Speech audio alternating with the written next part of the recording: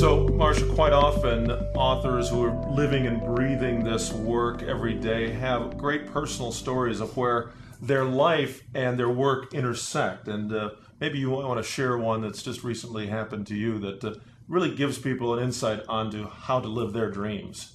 Even though it might have been started from an unfortunate incident? Oh, yeah. I'm going to share a nightmare story. A story I haven't told on camera anywhere before. So here's a Conscious One conversation exclusive. Please, please. So about 4 years ago, I bought what I thought was my dream house. It was a small little cottage. Half of it had been renovated, half of it hadn't. But it had a really beautiful view of the water in Northern California, in San Francisco. Literally your dream house. You had been dreaming of this house. Yeah, and it was affordable. It was on the water. It had all the criteria, and and I knew that it would grow up with me. And I was living in the house for just a few months, and I decided what I really needed was what I call the goddess bathroom. All the women will relate to this. And we started to rip open the old bathroom, and what we found was a massive crack. I mean, massive, about 8 inches long and 3 or 4 inches wide, in what I later found out to be a load-bearing wall. And I thought, oh, this can't be good. Sounds expensive. Well, it turned out that the previous owners had actually built a false floor to cover up that the house had slipped. The foundation had slipped 8 inches. And because the walls of the house were cinder block and they were out of plumb, they couldn't be replumbed. The house had to come down. Well, they tell you to get a lawyer. So we got a lawyer, and the lawyer said, I'm sure you have a slam dunk case. That should have been my first clue. So we got the lawyer, and we started paying the lawyer a lot of money, and all kinds of things happened. And meanwhile, the house, we were still living in the house, or I should say half the house, because half of it had been gutted, and we had to leave it open in case somebody involved in this lawsuit wanted to come over and look at the house. So we're living in this house, and it was awful. It was, the mold and mildew were moving in. And I remember feeling I didn't want to be there. And I spent as much time as I could over a period of time working, because the house was just painful for me. And, So you threw yourself into your work while this was exactly. in. Yep. And I would be away, and I'd call home, and I'd say, hi, honey, how you doing? And how are the dogs, kind of thing. Well, 4 years later, Scott, and hundreds of thousands of dollars to lawyers, we finally got in front of the judge, and for a hearing to decide if we were going to go to court.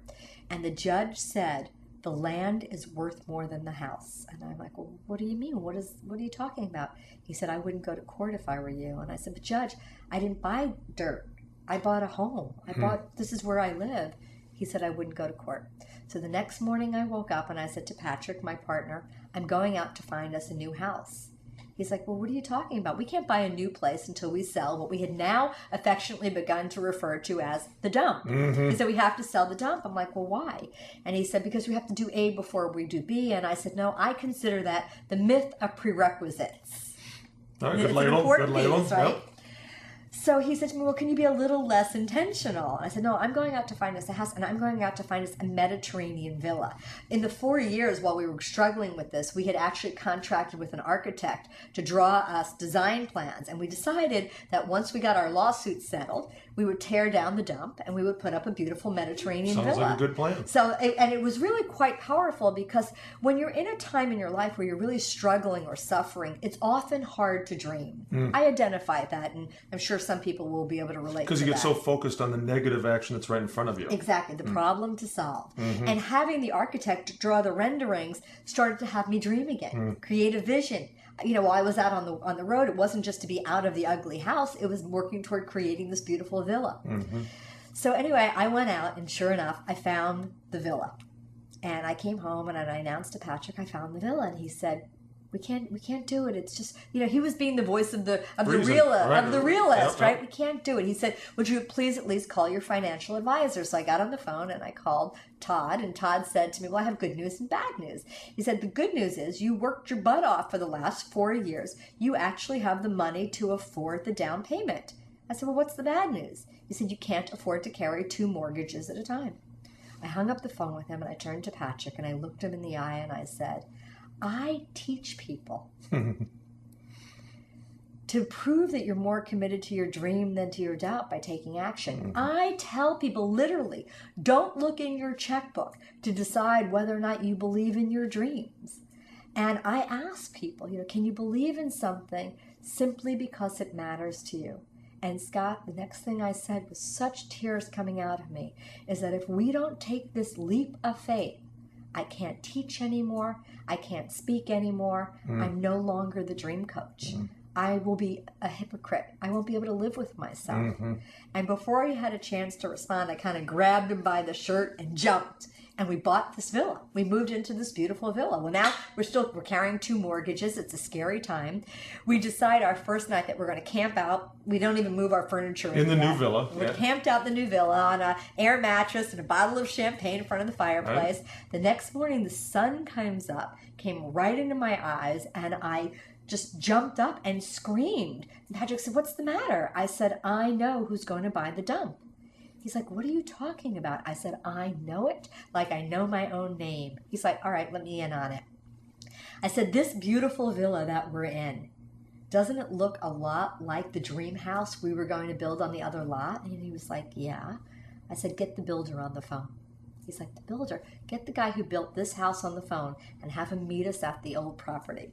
So he met us out at the dump. I had the most powerful enrollment conversation of my life, built rapport, established value, overcame objections, and he bought that for a tremendous amount of money. He basically said, he goes, "I'm going to put a beautiful home on this. I'm going to sell it for 3 times the amount." I said, "God bless you. God bless your children, right, your grandchildren." He took the villa. I mean, he bought the old property, and it was a miracle. I mean, we were able to take the money from the sale of the dump and pay down the mortgage on the villa so that we're now living in what we lovingly refer to as the dream palace, right, for the same amount of the monthly payment that we're paying to live in the dump. But the real story, the real point is that it was the literally stepping out on faith. A leap of faith. A leap of faith. And Scott, this is the point that I want to make. Had we not stepped out, the resource would not have been there.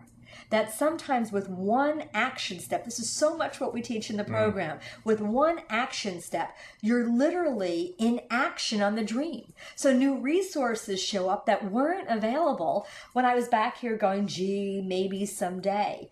The gift for it was where we had been consumed every day for 4 years with this house, this house, this house. The moment we bought the new house, the old house simply became a strategy on the list. It became one little action step to take care of. And it literally was this stepping out on faith that completely changed who I am. It changed how I work, how I think, how I speak, most importantly, how I live my life.